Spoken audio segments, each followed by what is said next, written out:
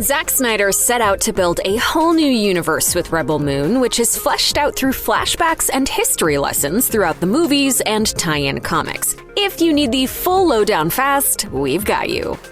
True to Zack Snyder's taste for dense lore, the Rebel Moon franchise takes place in an intricate, expansive universe where planets, moons, and solar systems are linked via space travel, and the residents of various celestial bodies are all part of an interconnected population. That population, at least within the galactic region where the Rebel Moon films and other media released so far take place, is lorded over by a ruthless galactic empire based out of, and generally named after, the Motherworld. Long before it took up its conquesting designs, the Motherworld was a planetary cluster orbiting a pair of suns, with the planet Moa as its center. The Motherworld is sometimes used interchangeably to refer specifically to Moa. That cluster was ruled by an uninterrupted line of 1,000 kings before the royal bloodline's thirst for power and wealth led to the depletion of natural resources. As the robot, Jimmy, puts it in voiceover at the beginning of the series, "They consumed everything upon their planet." Faced with the havoc they'd wreaked upon their own homeland, the rulers of the Motherworld set their sights on other planets. It hasn't been specified thus far if faster-than-light space travel was invented on the Motherworld, but given that they're shown to be the most technologically advanced civilization in the known universe, that's a possibility. The Motherworld's armies took off toward new stars and planets, made contact with new civilizations and sentient species, and began a process of interplanetary colonization, conquering and establishing dominion over new worlds by brute military force. That expansion process wore on for centuries, and then millennia, allowing the Motherworld to continue its consumption by rapidly accumulating a vast amount of resources around the galaxy, thereby becoming once again a powerful and highly organized kingdom.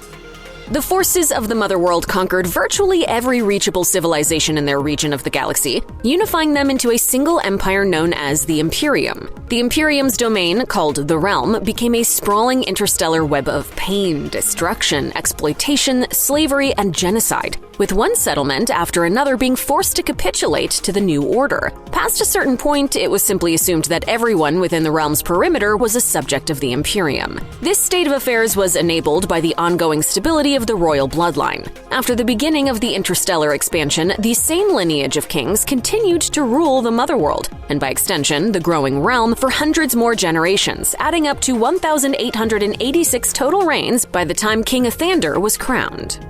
After low-ranking Imperium officer Fidel Damakasha helped put down a revolt known as the Diggers' Uprising, he was named an Imperial Lord, presiding over the seemingly unconquerable planet Sasu. Fidel managed to charm the people, eventually marrying a native and changing his name to Koseba. He then started a campaign that led to the conquest of the planet. Koseba's son, Fidelio, was raised on Sasu with the expectation that he would one day succeed Koseba as the planet's ruler. When he reached 30 seasons of age, he was given a clan name, Yisrael, meaning two-hearted. Yisrael traveled to the Motherworld to complete his education, but when rebels from Sasu attacked and destroyed an Imperium ship in orbit, Yisrael was suspected of collaboration and expelled. Returning to Sasu, Yisrael met a Sasu native and later married her. Yisrael became known as Yisrael Bloodaxe and succeeded Koseba as Lord Sasu for a long reign. He and his wife had two children, whom we see in the movies, Darrian and Devra Bloodaxe. As a 9-year-old girl named Kora was growing up on an unnamed planet alongside her parents, brother, and sister, a Motherworld unit led by General Balisarius attacked. They never asked for anything. There were no terms. Kora's entire family was killed. Balisarius decided to spare her life, take her in, and raise her as his own daughter. The planet, Salmondrai, was also claimed by the Motherworld. Its royal family fell, leaving Prince Tarak Decimus to flee. Nemesis's planet, Biol, was also attacked. Her fishing village was burned to the ground and her children were killed, sending her on a years-long revenge quest. Milius, who lived in a farming community on Miadai, also had her planet overtaken by the Motherworld and was forced into mining work. Kai's planet Saldaran, meanwhile, was straight-up destroyed by the Imperium.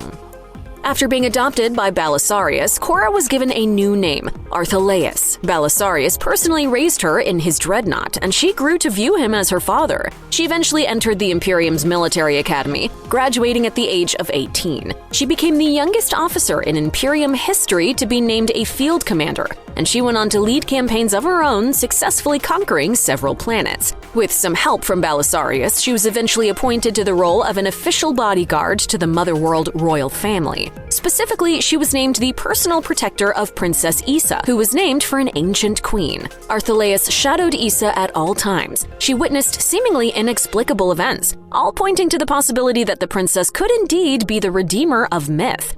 In myth, she was called the Chalice, or the Redeemer. She was Pueri Salvatoris.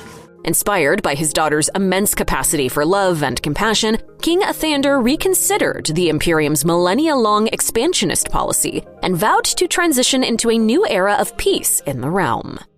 The rest of the Motherworld's political apparatus wanted the imperial expansion to continue at full throttle, while ostensibly going along with the king's tentative steps toward demilitarization. Prominent political figures began to conspire against the royal family, including a majority of the Senate. The man leading the conspiracy was Balisarius, who by then had become a senator. Arthelaus was kept in the dark about the plot and continued to uphold her duty of watching over Issa. During a ceremony where Issa was to dedicate the last dreadnought in Imperium history, the Peacemaker, Balisarius and other senators staged their coup against the royal family. The king and queen were slain, and Arthelaus was ordered to shoot Issa dead. She hesitated, prompting Issa to declare that she forgave her. Although deeply moved, Arthelaus fired her gun. Balisarius and the senators then turned on Arthelaus. Branded a traitor and insurgent, she realized that she was meant to be the scapegoat. Feeling that she owed it to Issa to escape and become a better person, Arthelaus fled the Motherworld, becoming the galaxy's most wanted fugitive. On Sasu, Lord Yisrael's rule became unstable following the death of his wife, which happened in the same week as the Motherworld coup. Word of the king and queen's death reached Sasu a week later from a colonel working under the orders of newly self-appointed Regent Balisarius. Yisrael was ordered to wipe out Sasu's most ancient community of residents, who were being officially blamed for the coup because of anti-Imperium radicals among them. This order caused Darrian Bloodaxe to revolt against imperial rule and resist the Imperium's attempts to eradicate those Sasu natives. Eventually, his sister Devra joined his side, and the two started a full-blown insurgency movement against the Imperium, staging small but effective attacks that disrupted the Motherworld's supply lines. In one of those attacks, they liberated Milius, who joined their ranks. Sometime after the royal family was assassinated and Balisarius appointed himself regent, General Titus was sent to the planet of Sarawu, where he was tasked with exerting pressure as the people took a vote on whether or not to declare independence from the realm. The citizens of Sarawu voted for independence, and Titus was ordered to open fire on the capital. When he refused, Balisarius shot down his ship. He then turned his men against the Motherworld, resulting in the Battle of Sarawu. The renegade soldiers were overpowered by the Motherworld's forces. Realizing the fight would only end in death for his men, Titus surrendered and offered his own life so that the lives of his soldiers could be spared. But Balisarius had all of Titus's men killed in front of him and spared the general's life, merely banishing him. Not a day passes that I don't think of those men that died for me. Arthelaus, once again going by the name Kora, took up a nomadic lifestyle to avoid being discovered by Imperial forces. After 3 years of hopping from one planet to another, she finds herself on Veldt, a moon orbiting the gas planet of Mara. Kora is taken in by a farmer, Hagen, who helps her settle into the rural community. The tranquility and uneventfulness of life on Veldt allows Kora to stay for much longer than she ordinarily would. For the first time since fleeing the Motherworld, Kora begins to develop an attachment to a place. Although the residents of Kora's village on Veldt believe they're staying entirely out of Imperium business, that isn't quite the case. The farmer responsible for overseeing the harvest, Gunnar, sells some surplus crops to Darrian and Devra Bloodaxe, not to help the resistance, but just to make a little extra money. Regent Balisarius sends Admiral Atticus Noble and his ship, the King's Gaze, to quash the rebellion. Although the Imperium knows the galactic area in which the Bloodaxes are concentrating operations, Noble can't find the siblings, nor their ragtag army of rebels. As they continue to evade the Motherworld's grasp, Noble eventually finds himself short on provisions for his men, so he sets course for Veldt, knowing that a small farming village on the moon had recently sold wheat to the Bloodaxes. The people of the village play along with the pomp and circumstance of the Imperial visit, but village leader Sindri, preferring to be left alone as quickly as possible by Noble, claims that they have barely been harvesting enough wheat for themselves and had no surplus to sell to Noble's unit. We are humble farmers, far removed from the politics of the Motherworld. And still you can serve. Gunnar, fixated on the wealth Noble promised to bestow upon the village, reveals that they actually have a significant amount of wheat to spare. To make an example of Sindri for not telling him the truth, Noble beats him to death with his staff in view of the whole village. He then demands that the village provide him and his men with an unreasonable amount of wheat within 10 days, leaving practically nothing for the village to eat. Noble leaves behind a small group of soldiers to intimidate the townsfolk and force them to fall in line. The soldiers are openly cruel and sadistic toward the villagers, brutalizing them for fun and forcing them to work tirelessly to meet Noble's massive quota. Kora decides to break camp and run away again, yet for all her efforts she can't help but get into trouble. One night she overhears Noble's soldiers terrorizing a woman named Sam. She goes in to kill them all and save the girl with the unexpected help of Jimmy the robot, who by then has fully defected from the Imperium. With all of Noble's detachment killed except for Eris, who has also defected and was victimized alongside Sam during the other soldiers' attack, Kora knows that it's only a matter of time before the Admiral returns to wipe out the whole village. Feeling partly responsible, she decides to search for help and mount a viable stand against Noble's forces.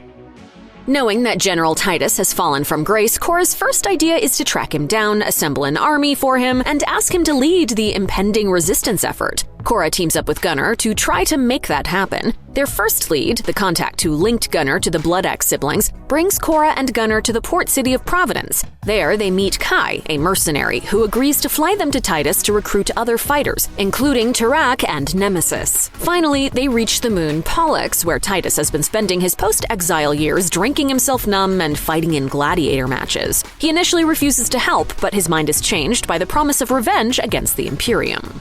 If not redemption, what about revenge? Kora and Gunnar locate the Bloodaxe insurgents, who are stationed on the planet Charon. Unwilling to jeopardize the whole resistance for one small mission, the Bloodaxes refuse to help. But Kora changes Darrian's mind, and he rallies a small detachment of insurgents to join Kora's band aboard Kai's freighter. As punishment for hiding and providing for the insurgents, Noble destroys the entire 10,000-year-old peaceful civilization of Charon. The rebels briefly appear to have evened the odds somewhat against Noble. Kai, who was initially in it only for the money, has seemingly begun to develop a genuine enthusiasm for the rebels' cause. He requests a stop at a trade depot on one of the 5 moons of the planet Gondival, claiming that he wants to tie up the final loose ends of his life as a mercenary before officially joining the resistance. When the band arrives at the depot, it turns out to be a trap, with Noble waiting to ambush them. Kai's plan all along had been to sell Kora, Tarak, Nemesis, and Titus to the Imperium. Gunnar manages to kill Kai and free the captured rebels. A battle ensues in which nearly the entirety of Darrian Bloodaxe's detachment of insurgents is killed, including Darrian himself. Milius is the only survivor. Kora gets into a bitter, brutal fight with Noble, which ends with Kora causing the Admiral to fall to his seeming death. With the Admiral seemingly dead, Kora presumes that his fleet will be called back to the Motherworld, thus sparing the Veldt farming village from the impending wheat debt. Satisfied and relieved, Kora and Gunnar set course for Veldt, taking Titus, Tarak, Nemesis, and Milius along to be paid what they were promised. What Kora and Gunnar don't count on, however, is that Noble's body was partly cybernetic, and the power harnessed from the interdimensional giants known as the Kali could be used to bring him back to life. The crew of the King's Gaze retrieve his body from the rubble of the outpost battle and place him into a chrysalis-like recovery chamber. They then wait for him to heal and return command over the fleet to him as soon as possible. When Noble comes to, his first order is to go to Veldt to retrieve Kora, whom he now knows is the disgraced Arthelaus. On Veldt, the rebels are eager to share what they believe is the good news that Noble's fleet is no longer a problem. But the celebration is cut off by Eris's revelation that the fleet is still maintaining communication with him and intends to arrive on the planned date to get their wheat. Deducing that Noble had somehow survived the fall, the rebels realize their fight is just beginning. There must be more in need of this grain than we could have known. Because the only 6 people in the entire village with any combat experience were Eris, Kora, and the 4 outsiders Kora brought along, it becomes clear that the Veldt farmers had to rely on smarts as much as brute force if they were to take an effective stand against an Imperium fleet. So Titus concocts an elaborate plan to make the best of the resources that the farmers had at their disposal. First, he comes up with the idea to use the wheat bags themselves to build barricades and protect citizens' homes, assuming that the Imperium would never open fire on such a valuable resource. Second, he orders citizens to gather every weapon in the village, which extends to turning tools like scythes and dull cooking knives explosives into weapons. He also has the villagers study the terrain and build tunnels to maintain a geographical advantage over Noble's forces and sneak up on them with surprise attacks. He also leads basic training to teach the farmers how to handle weapons and bombs. As a final major strategy, the small spacecraft in which Kora had come to Veldt is found, cleaned up, fixed, and positioned in a well-hidden launch pad for future use. Admiral Atticus Noble arrives at the farming village once again. This time the village is ready for him. As everyone hangs on in anxious silence waiting for the toll of the bell that will cue the battle, Noble attempts to entice Kora into a negotiation. Balisarius' primary interest is in capturing Kora and publicly executing her, so Noble promises that the lives of everyone on Veldt will be spared if she turns herself in. There is no denying the one most sought after by the Honorable Regent is you, Artheleus herself. Kora wants to take the deal, but Gunnar stops her at the last minute and rings the bell. A massive battle then takes place on Veldt. Many lives are lost, including that of Nemesis. The first wave of Motherworld forces is successfully kept at bay, but the second one is much stronger, more technologically advanced, and more aggressive, forcing the rebels to fall back. It's then that Jimmy steps in to lend a hand. Kora and Gunnar board Kora's spacecraft and set about their plan to infiltrate the King's gaze, planting bombs that blow up the entire ship. Gunnar kills Noble but is fatally injured himself, dying shortly after. Finally, with the Imperium forces dwindling, Devra Bloodaxe arrives with the insurgents to deliver the final blow to the remaining few Motherworld ships and troops. Despite the rebels' victory, the post-battle mood isn't exactly celebratory, what with all the men, women, and children who just died. Their sacrifices get honored in a large-scale funeral ceremony, like the end of Return of the Jedi, except more depressing. Kora chooses this moment to finally reveal that she is the infamous Artheleus, assassin of Princess Issa. Titus then tells her that he already knows that. On top of that, he reveals that Princess Issa is still alive. Shocked and at a loss of what to do, Kora is advised by Titus to hold on to this knowledge as a newfound purpose. Devra, Milius, Tarak, and Titus all vow to help Kora and fight against the Imperium. The robot Jimmy swears his allegiance as well. Protecting Issa was built into his programming after all. With renewed resolve, the group reaffirms their mission to find Issa and to fight the Imperium. As for what the future holds, it sounds dense, with Snyder and his co-creators discussing plans for as many as 6 movies. Believe it or not, we haven't even gotten to the actual Rebel Moon yet. Snyder said in an interview with Empire, "The Rebel Moon is not the moon that they're on. The title was conceptual, but there's a planet named Vana, and Vana is the Rebel Moon. It's not even in one shot of this movie. Will we ever get to see it? That's for Netflix to decide and audiences to find out."